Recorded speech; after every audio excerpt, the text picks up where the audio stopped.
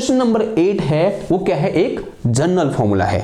अब आप लोगों ने क्लास 11th में पढ़ा होगा कि Cp minus Cv is equal to R। हमारा तो ये निकल के आया, ये तो R जैसा कोई दिख ही नहीं रहा इधर। ओके ना, अब उसी पर आते हैं। तो this is a general form of Cp minus Cv, या बोल सकते हैं separation of heat capacities at constant pressure and constant volume will be equal to this thing. Now we want to deal with some special case, and the first special case is ideal gas। ठीक है, तो hint डालो क्या, ideal gas, special case, and that is ideal gas.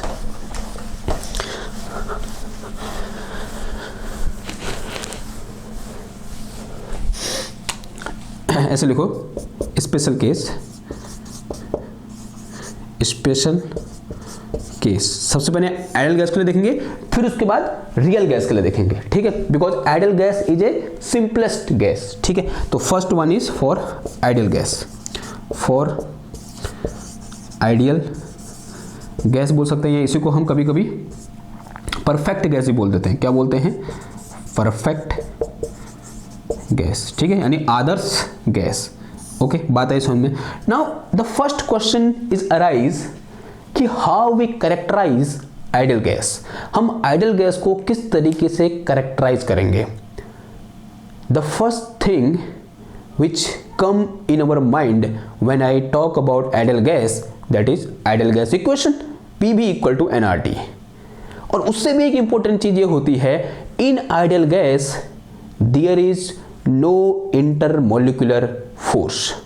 ठीक है, ideal gas के case में कोई भी मॉलिक्यूल दूसरे मॉलिक्यूल पर अट्रैक्शन का फोर्स नहीं लगा रहा होता है, यानी हम उसको क्या करते हैं, नेग्लेक्ट करते हैं। ठीक है, that is the first condition of ideal gas. तो फर्स्ट कंडीशन क्या हो जाएगी, condition for ideal gas, there is no intermolecular force, no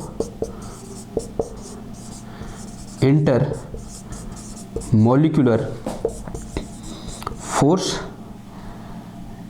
in ideal gas, in ideal gas. Okay, बात आई समझ में। And second thing is which is more important, if we eject या बोलते हैं if we expand ideal gas. ध्यान सुनना बात को, हम क्या कर रहे हैं, if we expand ideal gas, यानी एक्सपेंड का मतलब क्या हुआ, when we change the volume of ideal gas.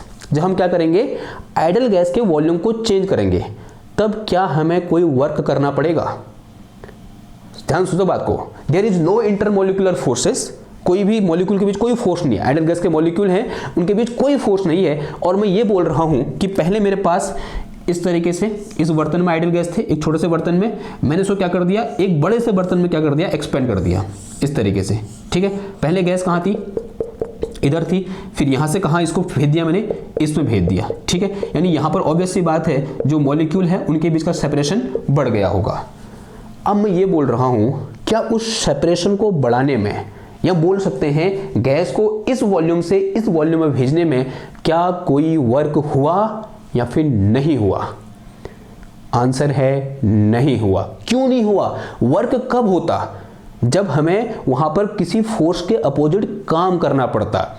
हम किसके अपोजिट काम करना पड़ रहा था, इंटरमोलिकुलर फोर्स के अपोजिट काम करना पड़ रहा था, जब हम किसी गैस को एक्सपेंड कर रहे थे। अब वहां पर इंटरमोलिकुलर फोर्स है ही नहीं, तो किस बात का वर्क ना। अब देखो, अब मैं जो बात कर रहा हूं बहुत इंपॉर्टेंट है। If we are doing no work again, या बोलते हैं if there is no intermolecular force, it mean there is no change in internal energy when we change volume. यानी वॉल्यूम के चेंज होने पर इंटरनल एनर्जी में कोई चेंज नहीं होगा। ठीक है, तो यहां पर लिखेंगे हम इन आइडियल गैस, या फिर during the expansion of ideal gas, during the expansion of ideal gas, there is no change in internal energy, and we have a very beautiful name for this type of expansion, and that is known as joule expansion. तो इस type के expansion को हम क्या बोल देते हैं, joule expansion बोल देते हैं। This expansion is called joule expansion, joule चाचा के नाम पर, कॉल्ड जूल एक्सपेंशन, इसी को हम क्या बोलते हैं, जूल एक्सपेंशन बोलते हैं। यानी during Joule expansion there is no change in kinetic energy because there is no intermolecular force. ठीक है, अगर ये बात समझ में आई तो मैं नेक्स्ट स्टेप लिखूं।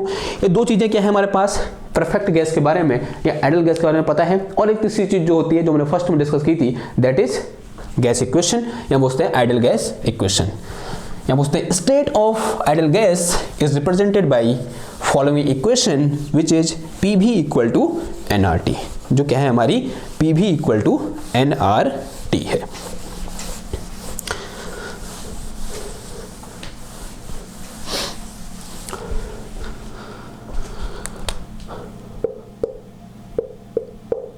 ओके देखो, third point is gas equation, gas equation या बोलते हैं आइडियल गैस इक्वेशन लिख देना ज़्यादा अच्छा लगेगा। आइडियल गैस इक्वेशन या perfect gas equation that is PV equal to nRT। क्या होता है हमारे पास, PV इक्वल टू nRT होता है। And say some equation number, कितनी इक्वेशन हो गई थी, 8 हो गई थी, इसे क्या बोल दो, इक्वेशन नंबर 9 बोल दो। ठीक है, ये बात समझ में आई आपको। ओके, अगर ये बात समझ में आई तो जो चीज़ हमने यहाँ पर अभी तक पढ़ी उन सबको यहाँ अप्लाई कर दो।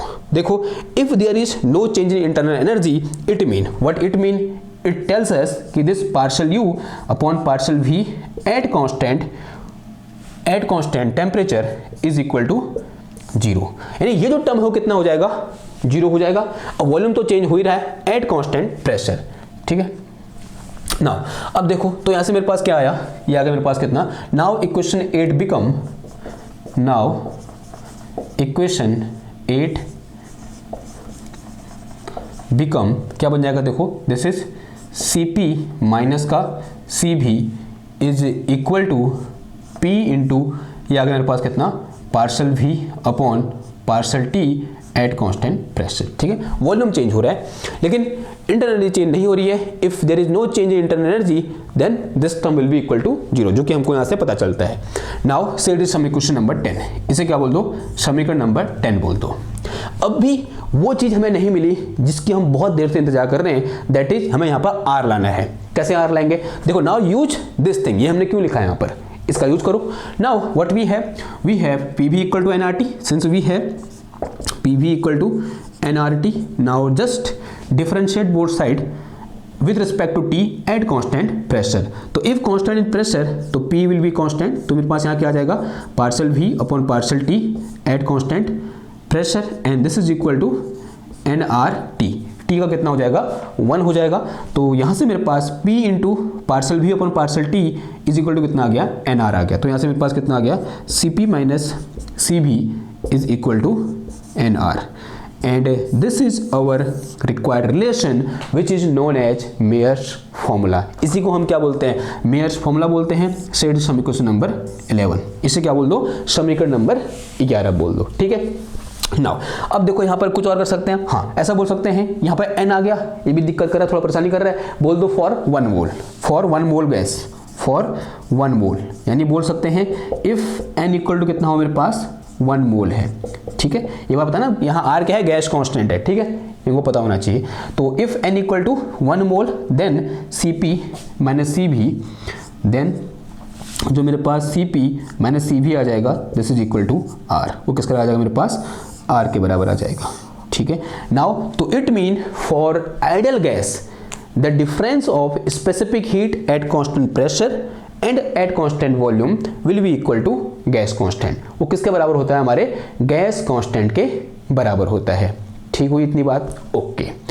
नाउ अब देखो, एक जो बहुत इंपॉर्टेंट चीज हमें यहाँ पर देखने को मिलेगी वो मिलेगी कि for ideal gas our internal energy will depend upon, किस पर डिपेंड करेगी ये हमें देखना है। देखो अब बहुत इंपॉर्टेंट है, समझो जरा बात को। ठीक है, मैं थ्योरेटिकली समझाऊंगा, लिख दूंगा लास्ट टाइम, लेकिन पहले थ्योरेटिकली समझो, बहुत इंपॉर्टेंट कॉन्सेप्ट है।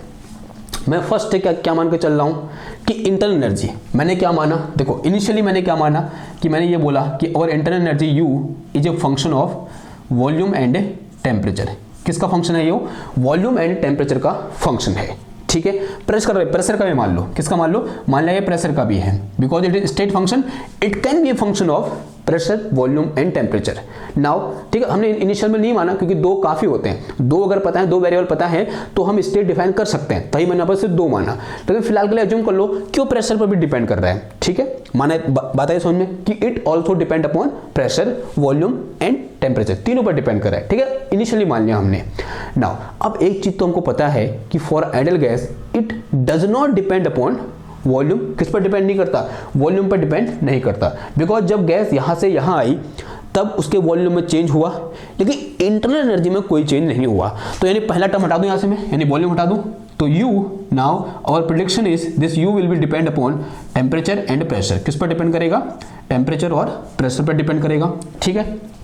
नाउ अब देखो अगेन इन जूल एक्सपेंशन, क्या यहां पर प्रेशर चेंज हो रहा है, आंसर है हाँ जी हो रहा है।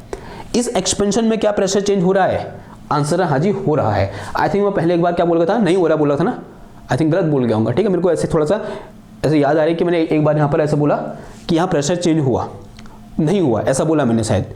प्रेशर चेंज हुआ है, साफ साफ दिख रहा है मेरे को, pressure is changing. If pressure is change but internal energy is not changing, it mean for ideal gas internal energy is also independent from pressure, ठीक है। तो जो इंटरनल एनर्जी होती है वो प्रेशर से भी क्या होती है, इंडिपेंडेंट होती है।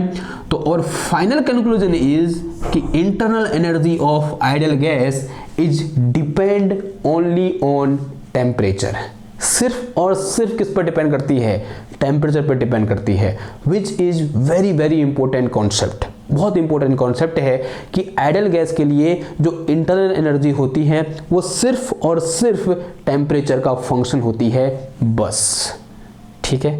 वो हमें इस पूरे डिस्कशन से समझ में आया। नाउ अभी तक जो हमने किया उसको अगर मैं एक या दो लाइन में समराइज करना चाहूं तो पहले तो हमने क्या बोली, पहले तो ये बोली कि internal energy is A only a function of temperature, सिर्फ और सिर्फ किसका फंक्शन होता है, तापमान का फंक्शन होता है, यानी टेम्परेचर का फंक्शन होता है फॉर आइडियल गैस, ठीक है। ये भी ध्यान रखना है बात को, ओके। और दूसरी चीज क्या पता चली कि Cp minus CV is equal to R, Cp minus CV is equal to क्या होता है, R, यानी गैस कांस्टेंट के बराबर होता है। और एक चीज हमने क्या डिस्कस की यहाँ पर, लास्ट हमने ये पढ़ा कि this CV is equal to क्या होता है हमारे पास, partial U upon partial T के बराबर होता है, बिकॉज कहां पर देख रहे हैं हम, एट कांस्टेंट वॉल्यूम देख रहे हैं। और हम ये भी कहते हैं कि this internal energy is only a function of temperature, तो CV इक्वल टू कितना आ जाएगा, partial U upon partial T आ जाएगा। अगर यहाँ से मैं क्या निकालूं, U निकालूं, यहाँ बोलते हैं डेल U निकालूं, then this will be equal to CV into कितना आ जाएगा, DT आ जाएगा, ठीक है। अगर मैं क्या निकालूं, DU इक्वल टू निकालूं तो ये कितना आ जाएगा मेरे पास, CV इंटू DT आ जाएगा। तो ये भी क्या किया हमने अभी तक डिस्कस किया। ना अब मैं इन चीजों की हेल्प से क्या कर सकता हूं, जो हमारा फर्स्ट लॉ ऑफ थर्मोडायनेमिक्स है उसको मैं थोड़ा बहुत मॉडिफाई कर सकता हूं, या फिर कुछ और फॉर्म में फर्स्ट लॉ ऑफ थर्मोडायनेमिक्स के यहां पर आपको दिखा सकता हूं। तो हेडिंग डालो क्या, some other form of first law of thermodynamics, ठीक है।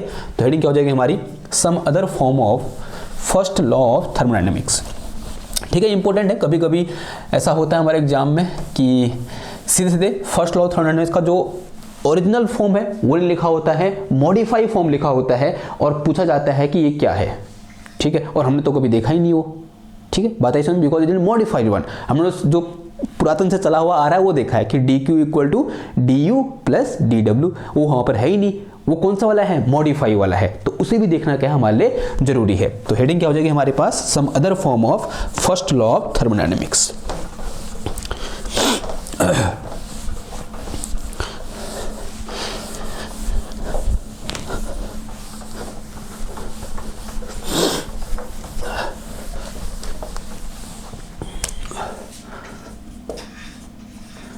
some other form of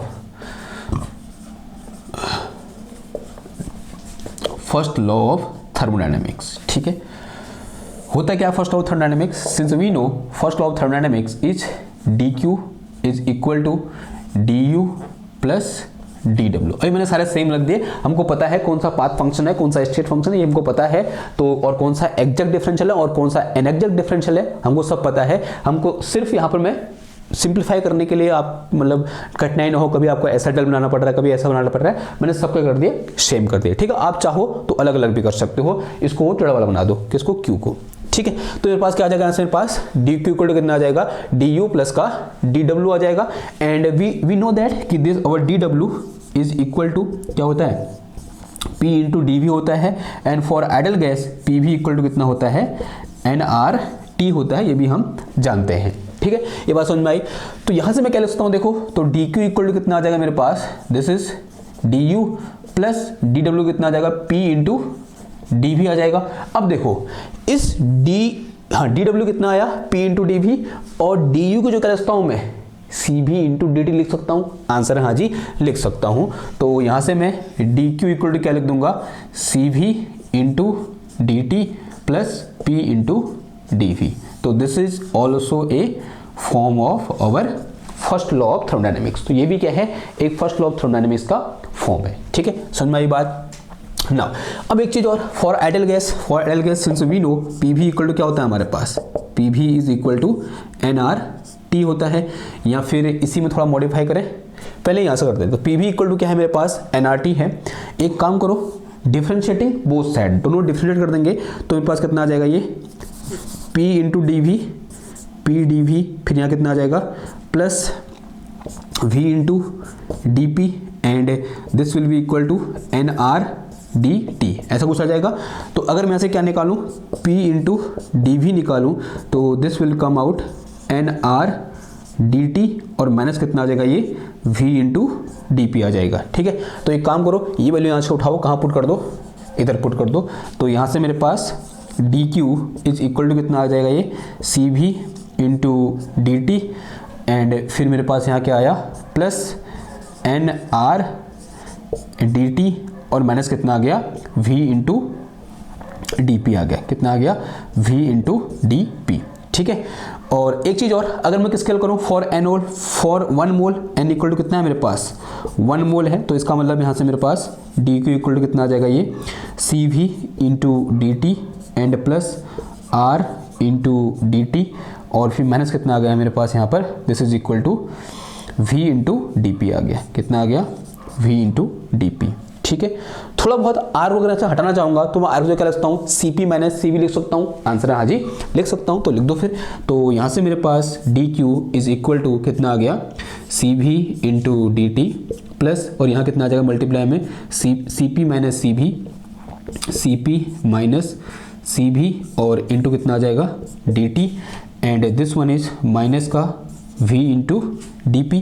ठीक है, इसको अंदर मल्टीप्लाई कर दो फिर, तो this is D Q is equal to C V into D T, और plus C P into D T, minus का C V into D T, and minus का V इंटू डी पी, कितना आ गया ये, V इंटू डी पी। देखो इससे ये चीज़ कैंसिल हो जाएगी, तो यहाँ से मेरे पास D Q is equal to कितना आ गया, ये C P into D T, और माइनस का कितना आ गया, V इंटू डी पी। तो this is a first law of thermodynamics in form of CP. किसके फॉर्म में आया ये, heat capacity at constant pressure के फॉर्म में आया, और एक किसके फॉर्म में था, heat capacity at constant volume. ठीक है, इतनी बात समझ में आई। ओके, अब देखो थोड़ा सा और मॉडिफाई करें इसको, हम क्या लिख सकते हैं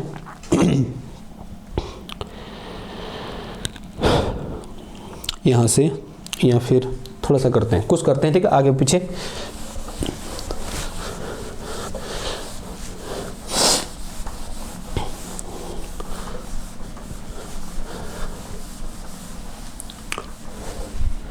देखो क्या कर सकते हैं,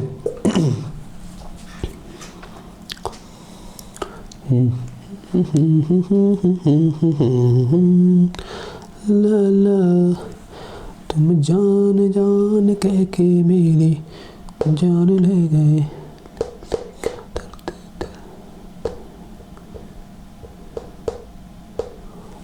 और कुछ कर सकते हैं क्या, कुछ कर सकते हो तो बताओ, कैसे बताओगे, तुम तो यहाँ है ही नहीं, हो ही नहीं, कुछ तो करना पड़ेगा। तो यहाँ से मेरे पास डी क्यू इक्वल टू, मैं मतलब मॉडिफाई करना है, अगर मैं सी पी सी वी एक साथ लाना चाह रहा हूँ ना, तो क्या करना पड़ेगा, P पी डी वी कहाँ है, एक तो इधर है, ठीक है, और यहाँ कोई पी डी वी आ नहीं रहा है, वी डी पी आ रहा है। तो यहाँ से मैं वी डी पी निकाल सकता हूँ, आंसर आगे निकाल सकता हूँ। देखो सिंस जो मेरे पास, अगर यहाँ से मैं वी डी पी निकालूँ, कहाँ से, इधर से, अगर मैं यहाँ से क्या निकालूँ, V D P equal to निकालूँ तो कितना हो जाएगा ये पी डी वी, या बोल सकते हैं एन आर टी, या फिर इधर से निकाल दो, क्या हो जाएगा, वी डी पी निकालना चाह रहा हूँ ना, तो ये सब चीज़ें इधर से लेंगी तो ये मेरे पास क्या हो जाएगा, आर डी टी और plus C V into D T, और माइनस कितना हो जाएगा, डी क्यू हो जाएगा। लेकिन यहाँ से निकालना चाह रहा हूँ मैं, यहाँ से निकालना चाह रहा हूँ, थोड़ा सा गलत हो रहा है। अगर यहाँ से निकालूंगा तो this will be equal to R D T for 1 mole, R D T and this one is minus का पी डी वी, ठीक है। तो V D P equal to कितना आ गया, R D T minus P D V. इस V D P को यहाँ से उठाओ और इधर रख दो, तो यहाँ से मेरे पास D Q is equal to कितना आया ये, C P into D T, और फिर ये minus this one is R D T and this one is minus plus this is P into D V, ऐसा कुछ हो गया। तो यहाँ से मेरे पास D Q is equal to, देखो ये मेरे पास क्या है, C P into D T, फिर यहाँ से क्या आ गया ये प्लस ये आर को करता हूँ मैं C P minus C B लिख सकता हूँ, सॉरी माइनस है ये क्या आ जाएगा मेरे पास, C P into D T and minus, sorry ये तो यही आ जाएगा, कौन सा वाला, ये वाला आ जाएगा ना, ये तो कौन सा वाला, ये वाला, ऐसे नहीं होगा, गलत कर रहा हूँ।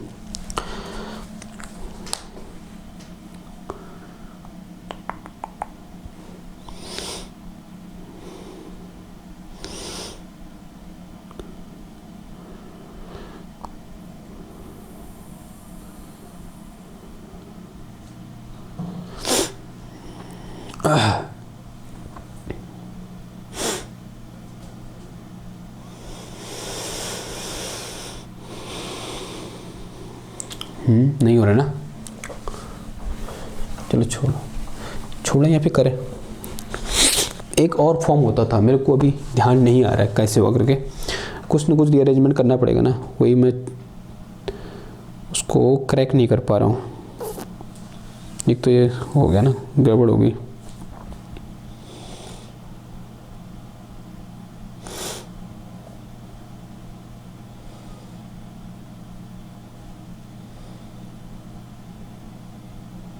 देख लूँ मैं एक बार, खाली टाइमर बाद हो रहा है, देख लेते हैं कहाँ गई किताब।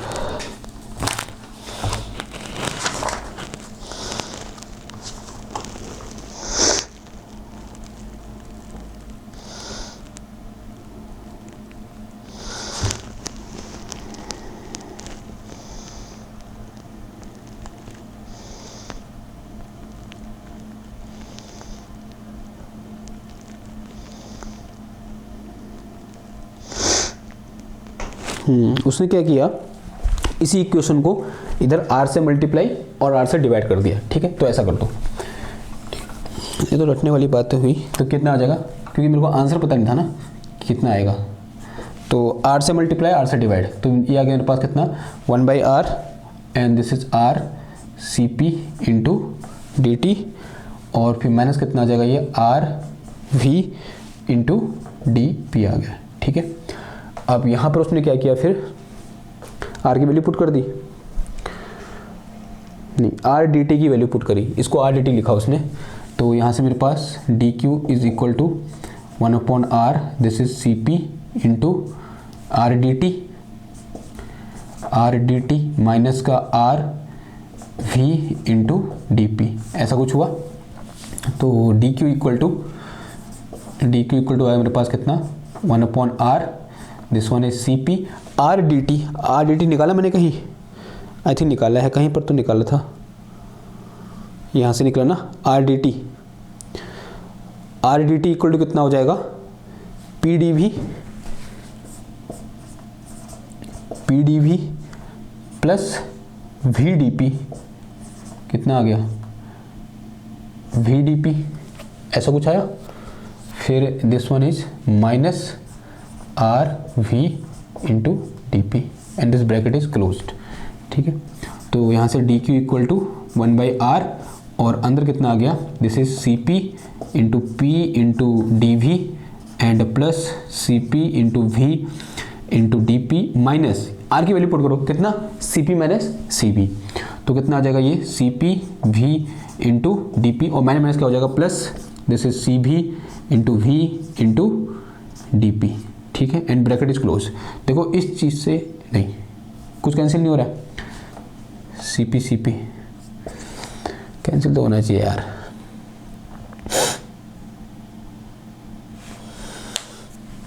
PDV VDP and this one is VDP बिल्कुल सही है।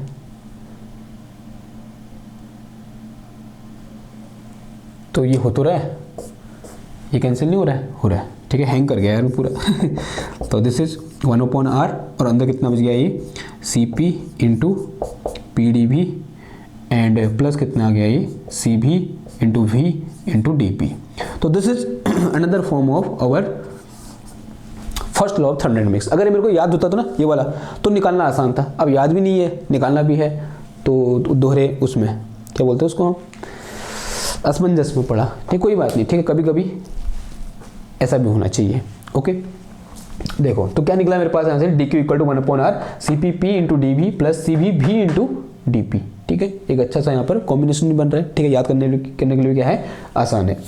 ओके तो आज के इस लेक्चर को यहाँ पर क्या करते हैं एंड करते हैं। तुम्हारा नेक्स्ट जो एम होगा वो होगा किसके लिए कि this CP minus CV for real gas, ये तो किसके लिए था, आइडियल गैस के लिए था। तो रियल गैस के केस में यहाँ पर R के साथ और क्या चीजें आएंगी वो हमें क्या करना होगा नेक्स्ट लेक्चर में फाइंड करना होगा, ठीक है। आई होप आप आज का लेक्चर आपको क्या आया होगा, पसंद आया होगा। तो मिलते हैं आपसे नेक्स्ट क्लास में एक और नए टॉपिक के साथ, तब तक के लिए थैंक यू, धन्यवाद, बाय बाय।